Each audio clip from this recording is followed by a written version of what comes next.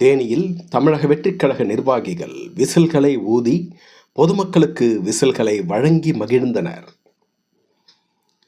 தமிழக வெற்றிக் கழகத்திற்கு சட்டமன்ற தேர்தலில் விசில் சின்னத்தை தலைமை தேர்தல் ஆணையம் ஒதுக்கீடு செய்தது.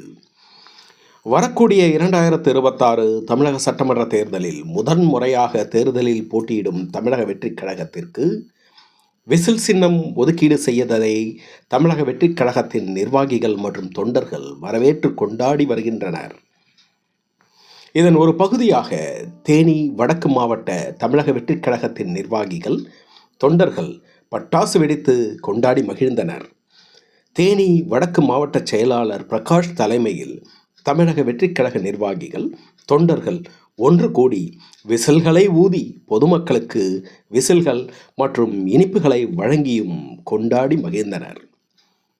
NTT நியூஸ் தமிழ் செய்திகளுக்காக தேனியிலிருந்து சரவணன்.